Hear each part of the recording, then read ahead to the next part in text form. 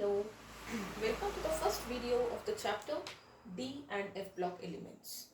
So this chapter is divided into two categories. In the first section, or the majority of the chapter, we would be talking about D block elements, and then we will be talking about F block elements. So probably the first two videos I'll be covering up D block and one video on F block elements. Alright, so first let us talk about D block elements, which are also called as transition elements. And the reason they are called as transition elements is because they are placed between the S block and the P block. Okay, S block and the P block.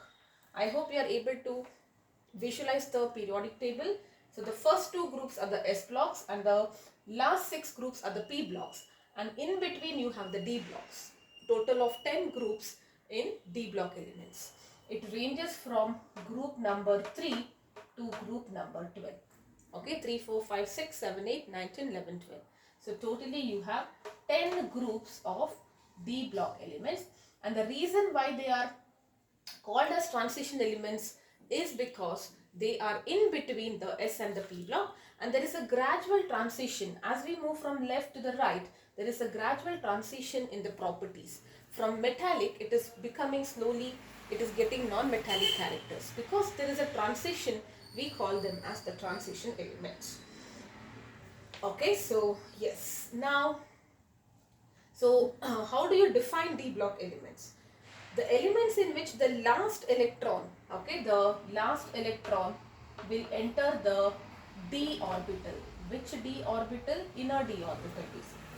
They are called as D block elements. The outermost electron is in the D orbital, D subshells D orbital. Such elements whose outermost electron will be in the D orbital are what we call as D block elements. Correct? Now, strictly if you want to define the transition elements, now transition elements, like I told you, all the D block elements, but there is an exception here. The definition of transition elements says that you need to have partially filled D orbitals. Partially filled D orbitals. Either in the elemental state or in the oxidation state. Okay, so partially filled D orbital in the elemental or oxidation state are the elements which have partially filled electron in the elemental or partial oxidation state are what we call as transition elements. So according to that, group 12 elements, which are the group 12 elements just before the pre-pop? Okay, zinc, cadmium and mercury. Please remember this, group 12 these are, down the group. Okay, so if you go down the group, you have this. Let me just show you the periodic table so that I want you to have this picture. Okay, so this is how the periodic table looks like. So look at that. This is group 12. Correct? So if you talk about this zinc, cadmium, mercury, they are not considered as transition elements. And the reason why they are not considered as transition elements is because they have configuration ns2 n-1 d10.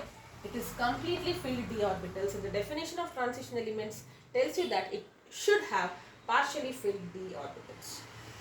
Alright, now the entire D block can be divided into 4 series. Okay, so what you have? You have the 3D series, 4D series, 5D series, 6D series. 4D series corresponds to the 4th period. This will be corresponding to the 5th period, 6th period and 7th period. Okay, so again I will just let us go through the periodic table. So if you recollect, first period will have hydrogen, helium. Second period will have right from lithium up to neon, and then sodium up to argon. In the 4th period, it starts with potassium, calcium, where the outermost electron will be entering into the 4s1, 4s2. After 4s is filled, the 3d will be filled because of the increasing order of energies. Correct? You know this. So the 3D period, the 3D series is in the 4th period, 5th period, 6th and 7th period. And let us write, you need to remember this, what elements starting and ending. 3D you already know, right? Scandium 21 to zinc, which is 30. Okay, now you don't have to, up to zinc I think you know, but next onwards you don't have to memorize if you are able to calculate. 30 plus 6 will be 36. So 36 will be the end of the fourth period, and then 37, 38. So 39 onwards you will have yttrium, which is 39. Okay, up to cadmium, which is 48. I told you to remember this: zinc, cadmium, mercury. Okay, zinc we call it as ZCH. Okay, so zinc, cadmium, mercury, very important because they are not technically called as transition elements because they have completely filled d orbital, and transition elements means partially filled. So yttrium to cadmium, you just add 10 to it, so it will be up to 48. 39 included, right? 39, 40, 41, 42, 43, 44, 45, 46, 47, 48. Now 48, 49 to 54 you will have this. 55, 56. Now 57th will be lanthanium. Okay, so this will be lanthanium, and after that you have hafnium. I will tell you, that is from 72 up to mercury. Mercury will be 80. Now I'll tell you why it is happening like this. I will just write it and then I'll explain. Okay, and 6D also, maybe first I should explain this. Yes, so I think this part is clear. So 54, 55, 56 will be in the S block, right? Look at that. Barium is 56. This will be in the 6th period. So we did 4th period, 5th period. Up to 5th period it is fine. Now let us talk about the 6th period. So 6th period you have cesium and barium in the S block elements. And after that 57th element is lanthanium. So you have lanthanium. After 5D starts filling, then you have, in fact before 5D fills, you should have 4F which is filling if you write the energy diagram. Okay, so 6, 5, this will be 5P, this is like 5S, 4D, 5P. Okay, after 5P you have 6S. After 6S it should be 5D, but before that you have 4F. F first starts from 4 and 4th F is starting, it is getting filled in the 6th period. So that's the reason after barium, lanthanium should have technically gone to F block, but the outermost electron will enter into the d orbital. After lanthanium, everything else you will have 14 elements. After lanthanium, right from 58 up to 71 will be, you can count 14 elements, they will be the inner transition or the F block elements, because the outermost electron will be in the 4F. In the 6th period, 5D is there and 4F is there. N minus 1D, N minus 2F, right? So you look at that, I will explain once again. So this is 6th period, cesium, barium, lanthanium, that is 57. 58 onwards, if you see, up to 71. I will not read the names of this because we will be doing in F block. Up to lanthanium, you will be, sorry, what is this? This is lutetium. Okay, up to lutetium, it will be in F block. That is atomic number 71. 72, hafnium, onwards up to mercury. Okay, so because this is 2 now, 2 are already filled, right? You will have 9 elements. So that is up to mercury, which is 80, will be in the 5D series. Okay, in the 6th period. Now 80 to 86 will be in the 6P, and then 86, 87, 88 will be in the 7S. After 88, 89 you will have, that is actinium. Okay, 89 you will have this. 90 onwards, again it will go to 5F. Okay, so look at that, this is 7S, it's in the increasing order of atomic number, correct? So you have francium, radium, that is atomic number 88. Atomic number 89 is actinium. Okay, so after actinium you can see that 90 onwards all the way up to 103, that is lawrencium. Okay, all the way up to lawrencium it will be in the 5F orbital. Okay, now after this 103, 104, that is Rutherfordium, all the way up to Copernicum. That is what you will be having in the 6D series. So this is from Rutherfordium RF, which is 104, to Copernicum. Copernicum is the technical name, but atomic number is 112. And how do you name the element with 112? Unbium, right? So you can write it as UUB. If you go to the this thing, what is that, IUPAC nomenclature. Okay, so I hope this part is fine. So the 3D series starts with scandium to zinc. You have 10 elements. 4D series is in 5th period, from yttrium up to candium, that is cadmium, that is 39 to 48. And then you have the 5P and all that. 6S. In 6S, after 6S you have 5D gets filled. Lanthanium, the electron comes, and after that the 4F will be filled and then it comes back to 5d. So 6s, 5d 1 and then 4f and then again 5d 1 onwards, 5d 2 onwards. That is hafnium to mercury. Okay. And in the 7th period, and again here you have 6p, 7s also, after 7s you have 6d, where actinium in the first electron goes to the d orbital. After that, the next elements, it is in the f orbital, that is your 5f series, and then Rutherfordium to Copernicum or Unbium, it will be in the d block. I think this part is fine. Alright, now let us understand the electronic configuration. Now there is another naming. This is 3D. In terms of where the electron is entering, you have 3D, 4D, 5D, 6D. But I can also call this as the first transition series, second transition series, third transition series and fourth transition series, because they are all belong. How many series you have in transition elements? 4. Correct? Right from 4th period up to 7th period. So you can call them as first, second, third, fourth transition series, or you can say 3D, 4D, 5D and 6D series. Alright, so let us now understand about the electronic configuration.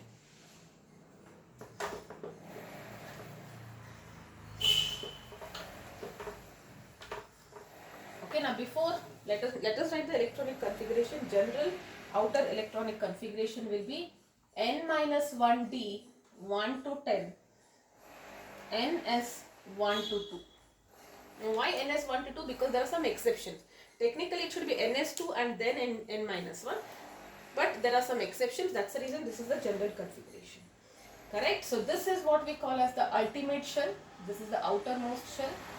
And n-1 represents the previous shell, which is called as the penultimate shell. Alright, so this is how it is. Alright, so now let us understand further. Alright, so now what will be the electronic configuration in the, let us try to write the electronic configuration of all of them. Okay, now before that I would like to actually tell you there are some exceptions and you don't need to memorize this, but it becomes easier if you know the 3D, 4D, 5D and 6D. Okay, now before talking about that, maybe how do I get the group number and period number? Okay, so if you want to know the group number, you have to add the electrons in the s plus d orbital. That is how you get group number. Let us say zinc, for example. So what will be the configuration of zinc? It is 30. So argon is 18. Okay. 4s2, that is 20 and 30. Correct. So if you add this s plus d, alright, whichever is the outermost, s plus d, that will be 12. That is how you will be getting it. Alright. So this is how you will get the group number, and period number is basically the outermost shell. So it is the 4th, that means it is in the 4th period. Okay, so this is something that you already know, but I thought we should mention this also. Now let us talk about how do you remember this. Let us first talk about 3D series. 3D series starts from group 3 up to group 12, correct? So you have scandium, let me write it, 4, 5, 6, 7, 8, 9, 10, 11, 12. Scandium, titanium, Sachin Tendulkar, very crazy man, free coaching, Nick's cousin. Okay, scandium, titanium, vanadium, chromium, manganese, iron, cobalt, nickel, copper and zinc. And what will be the atomic numbers? Right, this is the group number: 21, 22, 23, 24, 25, 26, 27, 28, 29, right up to 30. Okay, so that is what you have. Let me erase this. Okay, now let us see what will be the configuration. Now first of all, this part I think it is fine. You already know this naming and all that, so it is easier if you remember. I will tell you which and all list you need to remember once I write everything. Okay, so let us write the configuration wise 4s and 3d, only that we will be writing. Correct? Now if you remember, everything 4s should be 2 except the chromium. This is already what you have studied in your lower grades, and copper in your 11th standard. Correct? So here it will be 1, 2, 3, 5, 5, 6, 7, 8, 10, 10, because 9, 10 and it should be 2, it jumps, right? So this exception you need to know. Okay, so then I will make a list of all of them. So in the 3D series, which are the exceptions? It is chromium and copper. They deviate from the expected electronic configuration. And I don't think you need to memorize this because this is something that you already know. Now let us talk about the 4D series. Okay, so let me write it like this, 4D series. It starts with yttrium to cadmium. Okay, so I will tell you the mnemonics also for this. Yes, so let us write first. Atomic number will be from 39. Let me write the atomic number first, maybe 39, 40, 41. If you do not remember, I don't think they ask you, but you should still know 30 plus 6 is 36, 37, 38 in the S block. Okay, and then you continuously write 10 elements. Okay. Which are the elements? Let us now try writing the elements here. I show you once. Alright. So you have yttrium, which is Y, and then you have zirconium, which is Z, all the zirconium stones, if you remember. Then you have niobium, which is Nb. Okay, and then you have molybdenum, which is Mo, and then we have technetium, which is Te, and then you have ruthenium, Ru. Okay, rhodium crystals and all you know, Rh. Palladium, silver and cadmium. Palladium, silver and cadmium.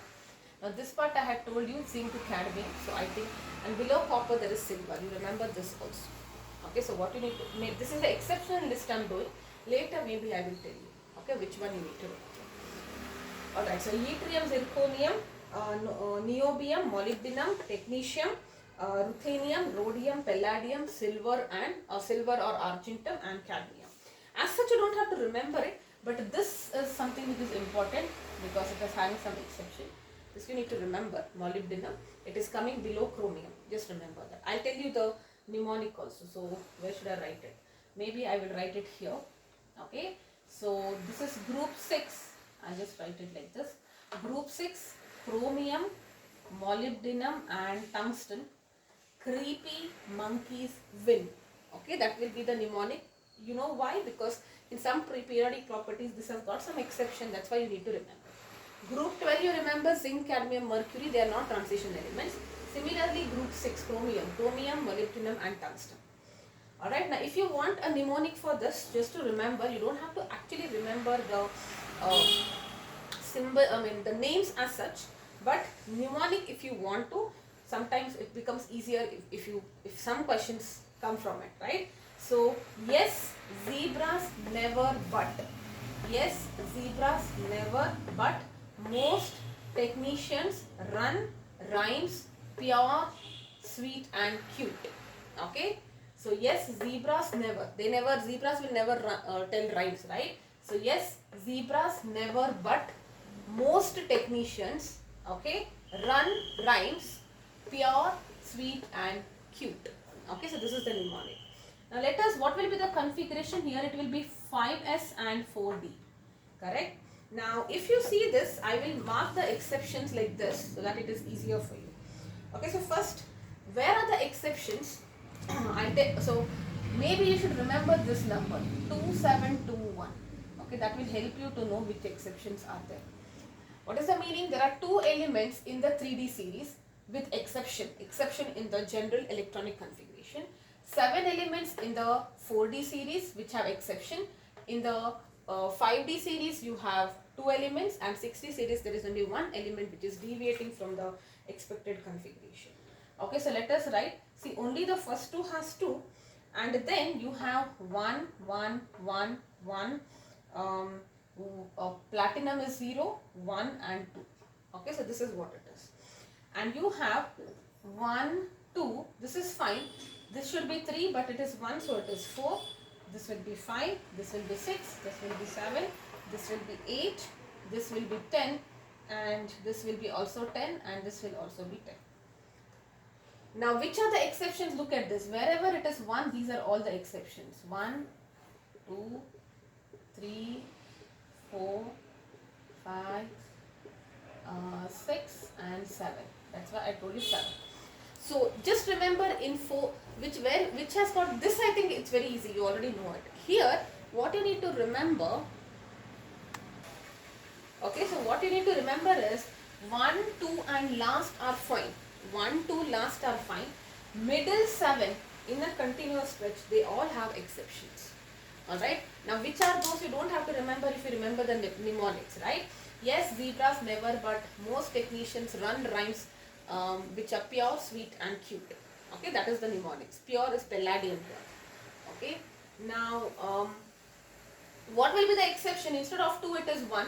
So then you accordingly you can add this, correct? This is not a problem. Only for platinum, remember it is 0 and 10. Platinum is 0 and 10, you remember it because this is 210, 110 and 010.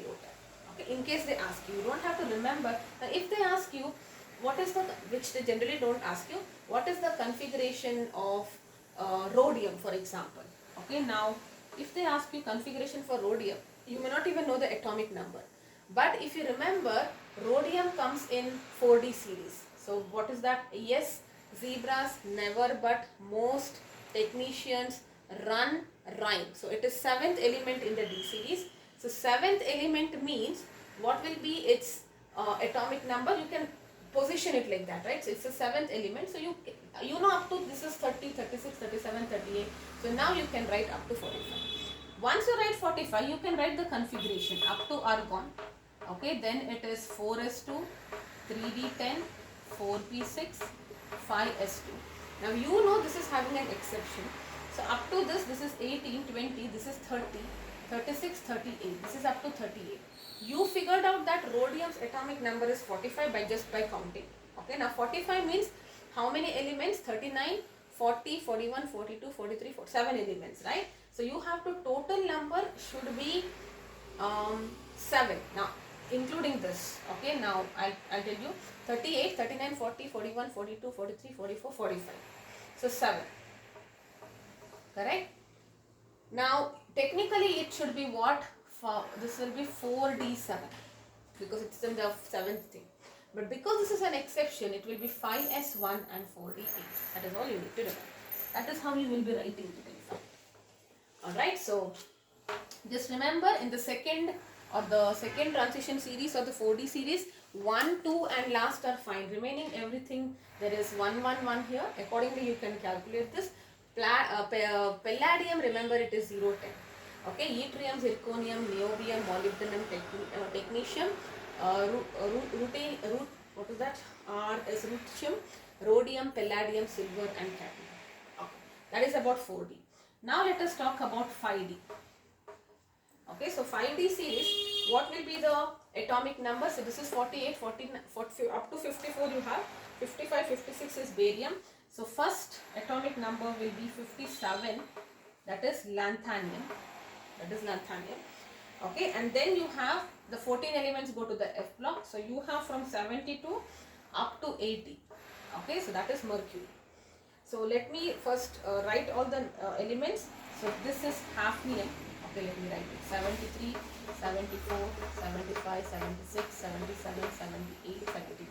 You don't have to memorize it, you should know how to write it. See, I'm not memorizing it. But you should know which series, at least which it starts from and which it ends. First series you already know, 3D series. This is yes, zebras never, but most technicians run rhymes pure, sweet and cute. Okay, so this also I will tell you. First let me write it. This is hafnium, this is tantalum. Okay, you don't have to remember tantalum as such, you remember it's Ta. Next is tungsten, I told you. Okay, crazy monkeys win. And then you have rhenium, so it is Re. And then you have osmium, which is Os. And then you have iridium, which is Ir. And then you have platinum, palladium, platinum. P things come in the same group. This also I would advise you to remember. Okay, nickel, palladium, platinum. Remember, those are most of the catalyst, nickel, platinum, palladium. Remember, palladium comes first and platinum at the end. Okay, so zinc, cadmium, mercury, chromium family, crazy monkeys win. Chromium, molybdenum and tungsten. Tungsten is W. Alright, so that is tungsten. And nickel, palladium and platinum. So after platinum you have gold. Gold comes just below silver. I told you copper, silver, gold. That is also fine. In the reactivity series, that's how you remember, right? Copper, silver, mercury you have, but anyways, copper, silver, gold, and at last is mercury. Okay, so this way you have to remember. Now, what will be the mnemonic for this? Larry, have fun. Okay, travel world, reach out Ireland, please ask her. Okay, Larry, have fun. Okay, travel world. Travel is what is that? Ta. Okay, world, tungsten. Reach, rhenium, osmium. Reach out Ireland, please ask her. Alright, ask her is good. This is what you need to remember. Alright, so lanthanum, hafnium, then you have tantalum, tungsten, rhenium, osmium, iridium, platinum, gold and mercury. Alright, so let us write what will be the 6s and 5d. Now where are the exceptions? Remember I told you there are two exceptions. Where are these two exceptions? See, one is copper. This will have an exception. Correct? So you will have exceptions here. These two. Okay, so this last copper everywhere, that group is having exception.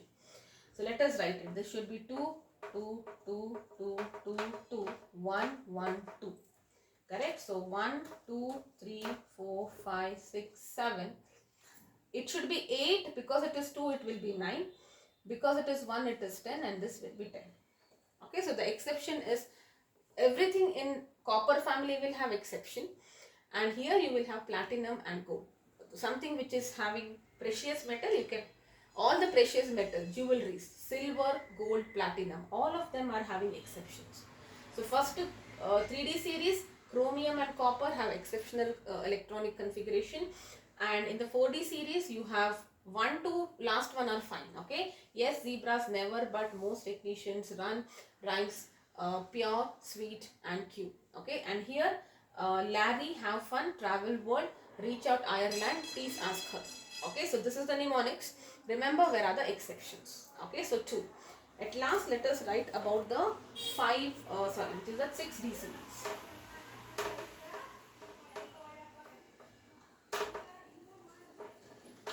6D series has only one exception and that is in the copper family. So 6D series. Where does it start from? Actinium, which is 89. Okay, let me write it. Actinium, which is 89, and then it goes to the 5F block. So after that you have Rutherfordium, which is RF, Dubnium, which is DB, Seaborgium, which is SG. You don't have to remember this, okay? But as a mnemonic you remember, it will be easier, at least the symbol wise. Okay, BH, Borium, Hafnium, which is SHS, and then Mitrium, which is MT, Mitrium or Mitrium, and then Darmstadium, which is DS, okay, and then Roentgenum, which is RG, and Copernicum, which is CN, or we also call it as IUPAC name, you know, right? So this is the naming.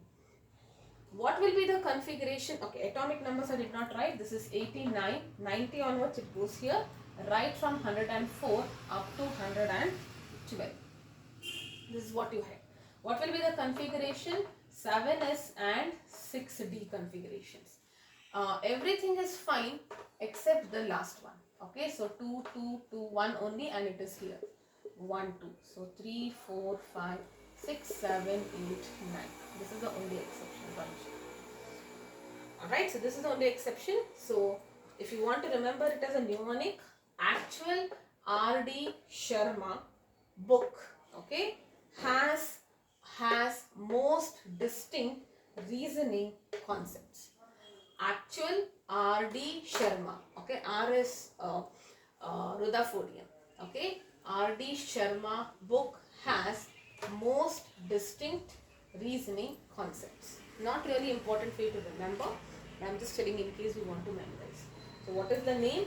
Actinium, Rutherfordium, Dubnium, Seaborgium, Borium, Hassium, Mitridium, Darmstadium, rhodium and copper-nickel, and this is the only exception.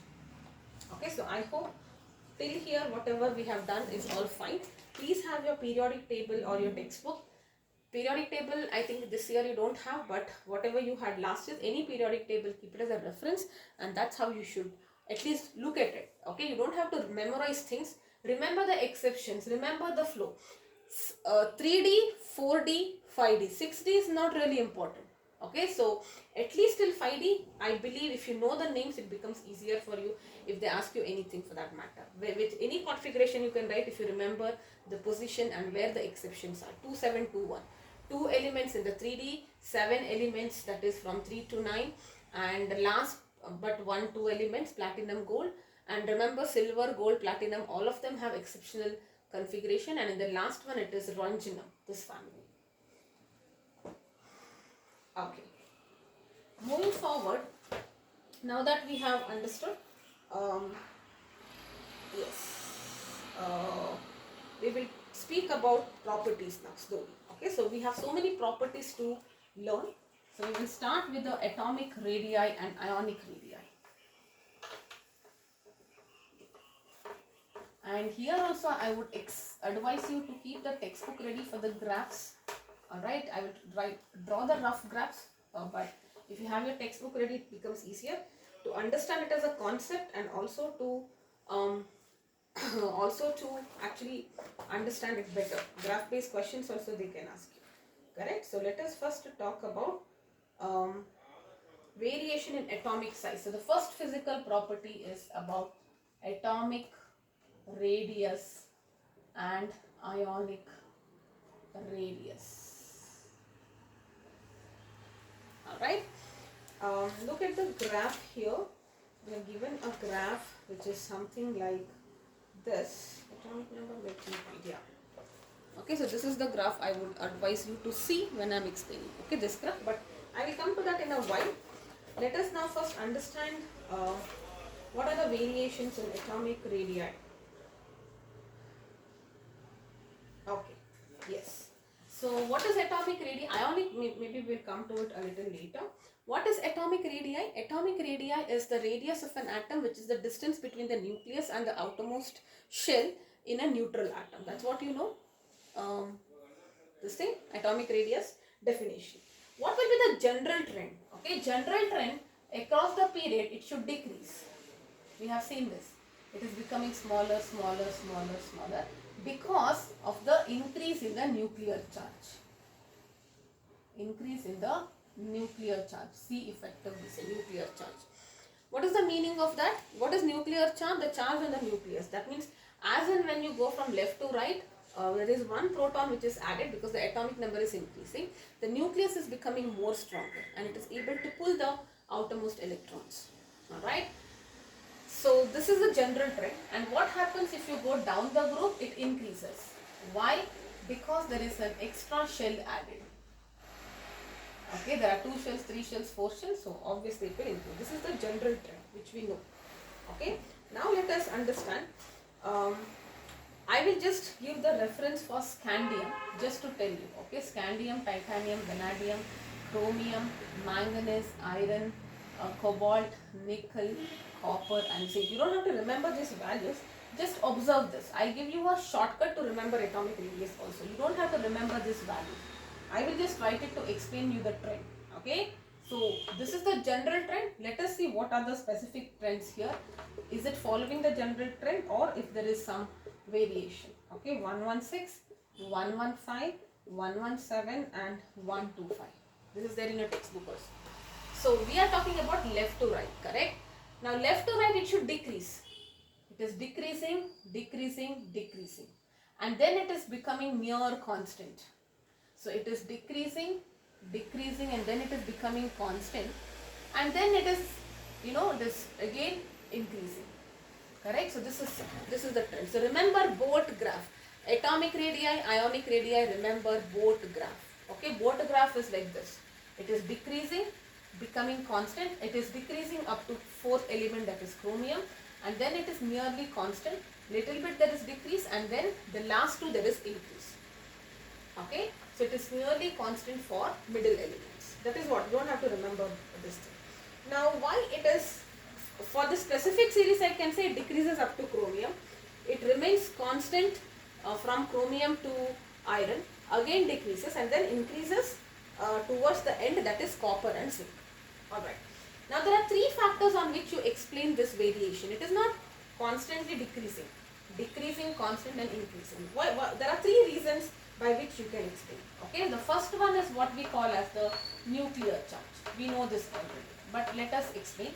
The second one is what we call as the screening or the shielding effect. And the third one is the electron repulsion. Alright, so now see, this is telling you nuclear charge. What is it telling? As you go from left to right, it is decreasing because the nuclear effective charge is increasing, because of which the outermost electrons are pulled by the nucleus and atomic radius is decreasing significantly initially. So this explains up to chromium what is happening. Okay, the effect nuclear charge is dominating. That's the reason you can see there is a decrease in the atomic radii. Now what happens after chromium? Why it is constant? Now see, what will be the configuration? You have D1, D2, D3, D5 in chromium, and you see the number of electrons are becoming more and more. D orbital is getting more and more electrons here. So this is up to 4 electrons, 5 electrons, 6 electrons. Now there are more electrons, correct? So because of more electrons, there are more electrons from chromium to iron. Okay, there are more number of electrons, because of which there is shielding effect. They act like a shield. The electrons come in the way of the nucleus. The nucleus is not able to pull much, so it is almost balanced. So we say that though nuclear charge is increasing, technically it should have becoming small. It should have become smaller, right? Because progressively nuclear charge is increasing, but it is nucleus is trying to pull, but the electrons are telling you, I won't allow you to pull. Now we are majority. There were only 4 of us, so we were poor shielders. Now there are 5, 6 of us, so we will act like a guard. I will not allow you to pull. So one thing is trying to pull and one thing is stopping it to pull from pulling, right? So that's why it is constant. So we say the nuclear charge is compensated by the shielding effect of the electrons, d electrons, 3d electrons. That's the reason it is constant. Now towards the end you see there is increasing. Why it increasing? Because of the inter-electronic repulsion, because of pairing. Now you see in copper and zinc, if you remember the configurations, 1 and 3d10, 2 and 3d10, right? 4s1 3d10, 4s2 and 3d10. So you see entire d orbital, all the electrons are paired. Imagine 2 electrons together, they will try to repel, and all of them will try to repel. So there is nuclear charge which is trying to dominate, which is trying to pull, okay? And there is shielding effect which is trying to, make it constant. So we can say that up to this, you have nuclear charge which is compensated by the screening effect, okay? So mostly it should be constant. But the electron is trying to repel, so it is trying to move away, and that's the reason the size is increasing. Alright, so towards the end, because of inter-electronic repulsion due to pairing of electrons in copper and zinc, it increases the radius. Okay, so this is the trend, both trend, remember. Now let us talk about ionic radii. Ionic radii is when it is converted into an ion, what will be the radii? Whenever it is converted into an ion, the positive charge is stronger and all of these are metals, so they are cations. So ionic radius should be smaller than its corresponding atomic radii. We know this, cations are smaller in size, correct? Now if you are talking about the d black elements, they have the same trend as atomic radii. So that means they also have this boat graph. If you have ions which are carrying identical charges, the ionic radius decreases with the increase in the atomic number. Now this part is fine. You just remember atomic radii is also having the same trend. Okay. Now most important here will be what happens. We spoke about what happens if you go from left to right. What happens if you are going downwards? Technically what should happen, because an extra shell is added. So there are 4 shells in the 3D, 5 shells in the 6D, there are 4D series, 6 shells in the 5D and 7 shells in the 6D. So size should increase. Okay. Now what you see here is, let me say that corresponding elements, let us say only about group 1 or group 2, okay, because we are talking about down the group. So let us talk about any group. All right. So you see that um, below scandium you have yttrium. From scandium to yttrium there is an increase in the size. Okay, so let us say this was like this is an increase in the size. But next to that, hafnium, okay, this the next element, scandium, below that you have yttrium, below that you have lanthanium, sorry, okay. So lanthanium should have actually increased more, but this is the actual case, which is not happening. You see that it is nearly the same. These two are nearly the same. Okay.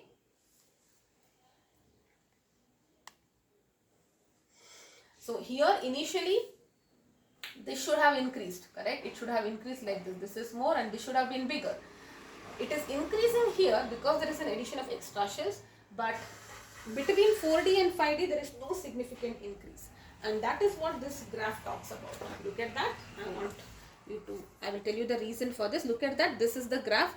You see this green line is for the 3D series. What is this graph? Radius versus all the elements. You see this is the boat graph I am talking about. Correct? So you only focus on this. The green line is for the scandium, that is 3D series. The atomic radius is becoming more for the 4D series. 5D series it should have been more, but it is nearly constant. This reason is super important. Why it is constant? From 4D to 5D, atomic radius should have significantly increased, just like how it happened when we moved from 3D to 4D. But 4D and 5D's radius are nearly the same, and the reason is there is something called as lanthanoid contraction. Very important.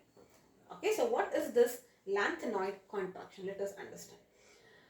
Now, what is happening? If you are moving down the group, the atomic radius should increase. Okay, you are moving down the group, atomic radius should increase because of extra shell which is being added. But in 5D, this is 3D, 4D, 5D. Before 5D gets filled, there are 4f electrons, correct? I hope you are able to get that. So in the 5D series, this is the 6th period. 6x, lanthanium, and then you have the 14 elements in the F block, and then you have from hafnium and so on. Right? So you have those 4f electrons. This 4f electrons, they are poor shielders. 4f electrons are like useless people.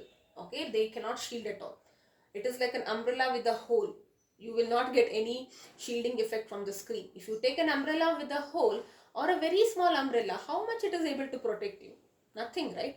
So 4f electrons are very poor shielders. So what is happening? Technically, these electrons, they are not able to shield properly. And if they are not able to shield, the nucleus is very happy. So technically, one extra shell was added. Okay, so this is 5th period. Alright, so there were 5 shells. And in the 6th period, there were 1 extra shells, because of which the size became more. But because these are poor shielders, the size is becoming more and nucleus is filling. Okay, you might increase, but I am not going to allow you because these electrons are helping me. They are poor shielders. I will contract you back. Okay, so we can tell like this. Whenever in 5D series, the atomic radii is nearly same as that of 4D. The reason is because the increase in the atomic radii because of an extra shell being added is compensated by the poor shielding of 4f electrons, because of which the nucleus, which is now more powerful, will try to contract or pull out the outermost electrons. So one factor is trying to increase, another factor is trying to decrease. That's why it's nearly constant.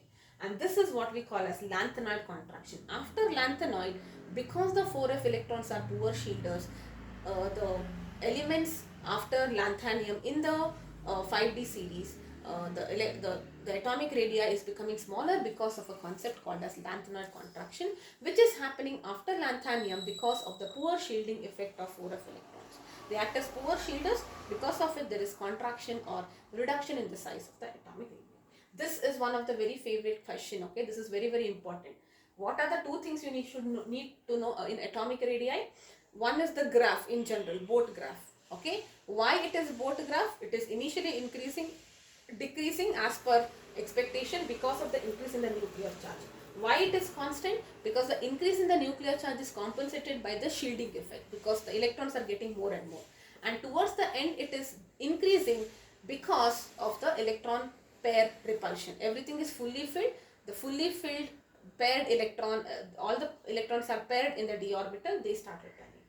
And number 2 you have to talk about is going to be the trend down the group. Okay, so why are 5D elements and 4D elements having almost the same wavelength?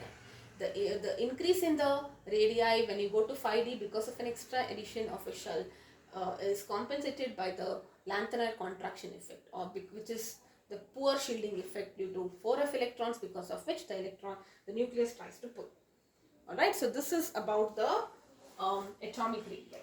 Okay, moving forward, let me just check if there is anything else which I need to mention. 1 minute. Yeah, atomic radius, shielding refill. Yeah, I think that's all. Okay, so the next property which you need to know is metallic character. Let me just write.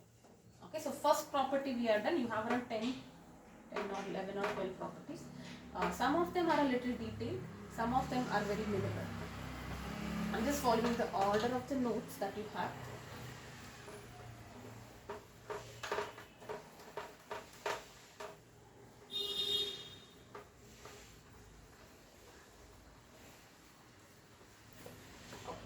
Second one is the metallic character.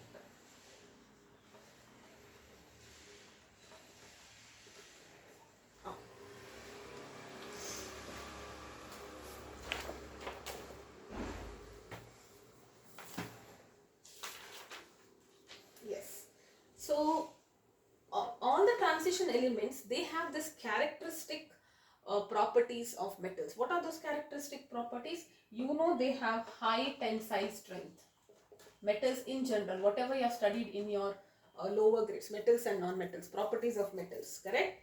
They are highly ductile, ductility, malleability, lustrous, okay, sonorous, high thermal conductivity, which is good conductor of heat, high thermal conductivity, good conductor of heat, high electrical conductivity, good conductor of electricity. Alright, all of them will be exhibited by this transition elements. Alright, now what you need to remember here in the metallic property is that look at that. One is about the hardness. There is one question which they typically ask you. You just need to remember this. Zinc, cadmium, mercury, which are in the last thing, and manganese. They do not have a proper geometry. What is the meaning of this?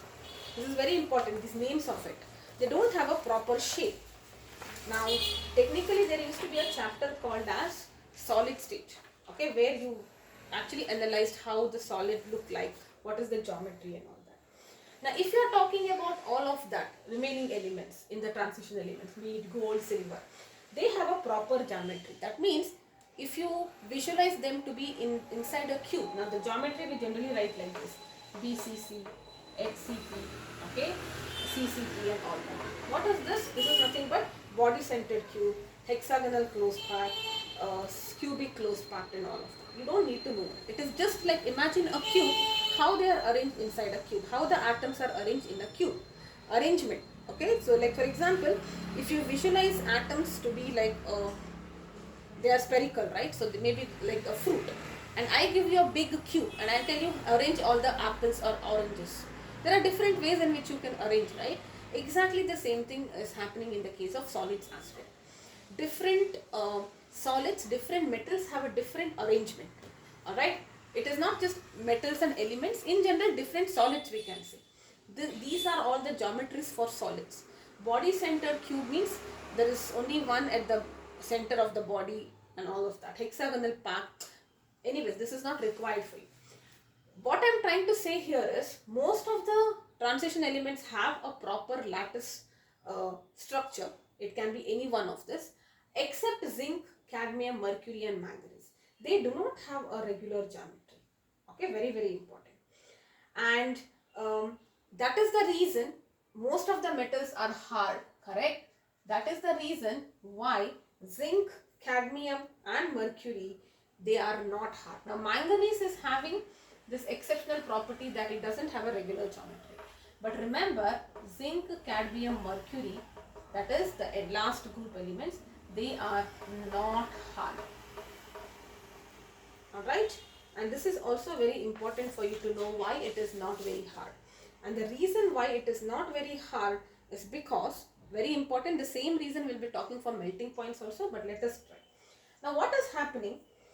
In the case, if you go from left to right in a period, okay, you can see that the number of unpaired electrons, what will happen, it starts pairing. So initially, let me write it, see, look at that. Initially, there will be like, you will write 3D1, then D2, D3, D4 or 5, whatever, 6, 7, 8, 9, 10, regular, correct? But after this, there is pairing, correct? So if you are talking about unpaired electrons only, unpaired electrons, there is 1 unpaired, 2 unpaired, 3 unpaired, 4 unpaired, 5 unpaired. 6th onwards it starts pairing. So how it is? Look at that. This is how it is, right? So 1, 2, 3, 4 and 5. So there are 5 unpaired electrons. 6th onwards it starts pairing. So it will be 4, 3, 2, 1, 0. Are you getting this? So this, of course, we are not talking about exceptions, but let us see this. So you can see that the number of unpaired electron increases and then decreases. It is happening like this. Now that is the main factor why zinc and cadmium, mercury are not hard. What is the meaning of this? What is this role of unpaired electrons? Now if the number of unpaired electrons increases, what will happen is the metal-metal bond will increase. Okay, now look at that. Let us talk about chromium or something. Okay, so chromium has, this is how it is for chromium, 5 unpaired electron because of that exception. 4s electron jumps here, so it is 3d4 it should have been, now it is 3d5. It's half full step. Now chromium has 5 unpaired electrons. This is for one atom. Another chromium atom will also have 5 unpaired electrons and they form a metal-metal bond. If you have paired electron, why will they bond? Bonding is only when the electrons are single, right? In an orbital there can be only 2 electrons.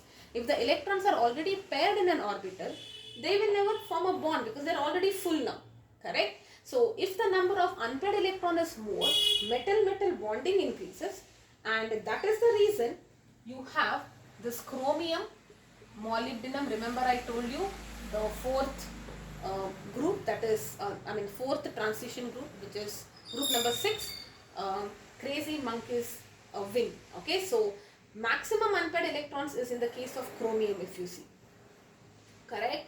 And that is the reason why they are very, very hard. And there are almost no unpaired electrons in the case of zinc. That is the reason they are not hard. If there is a metal-metal bond, imagine this is metal-metal. If there is a bond, they are becoming stronger now, right? There is a greater force of attraction. That is why it is becoming very, very hard. This is something that you need to know in metallic character. I repeat, okay, so in the metallic character, the transitional elements follow all the basic metallic properties whichever you have studied. If you are talking about most of them have a regular geometry except zinc, cadmium, mercury and manganese, wherein they do not have a proper geometry. This also can be asked in your exam. When it comes to hardness, okay, the hardness depends on the number of unpaired electrons. If the number of unpaired electrons are more, that means metal-metal bonding will be more. And if metal-metal bonding is more, the solid becomes very hard. That's the reason why. Where are the unpaired electrons maximum? In the case of chromium family. Okay, that is the 4th transition group, group number 6. 3, 4, 5, 6, right? Chromium, molybdenum and tungsten. They are very, very hard. I told you down the group. Chromium, molybdenum, tungsten. Please remember. Because they have the maximum unpaired electrons, so more metal-metal bond and super hard they are. While in contrast, if you're talking about group 12, that is the last group in the transition element, that is zinc family, zinc, cadmium and mercury. In the D block, everything is paired. The configuration is 3D10. All are paired in zinc. All are paired. Okay. So if all the D orbitals are having paired electrons, they will not form metal-metal bond. And that's the reason why zinc, cadmium, mercury is not hard. Mercury is in fact liquid. That's the reason for that. Alright, so this is what you need to remember in the metallic character. Now, in the same reason we will be discussing with respect to metallic properties, melting point and boiling point also. Energy of atomization. The same point we are going to repeat there also. Okay, but we will come to that in the next video. Alright, so remember this, as the number of unpaired electrons increase, metal-metal bonding will be formed and it becomes harder. If it becomes harder, it is difficult to separate them, right? So that's why melting point also becomes more, which we will discuss in the next video. Alright, so please go through this once, have the clear periodic view of this chapter. Where are the D block elements positioned? You don't have to remember the atomic numbers and all that. You need to know how to write it, the flow. That is very, very important. Okay, and remember those exceptions. Copper for the exceptional electronic configuration, copper and chromium, and in the second transition, except 1, 2 and the last one, all the 7 ones have. In the third one, the last but 2 will have, the last one is not exceptional, and in the last series there is only one, which is along the group level. Alright, and all gold, silver, platinum, they all have exceptional configurations. Platinum is 0 and 10, remember, that is because that's the only one which is having 0, 10 configuration. And of course the periodic properties, atomic radii, boat shape, down the group, so 4D, 5D have the same because of lanthanide contraction. 4F electrons act as overshielders and the nucleus is able to pull it. Okay, and metallic character, only talking about hardness here. Alright, so we will continue with the enthalpy of atomization, melting point, boiling point and other characters. There are a couple of them in the next video.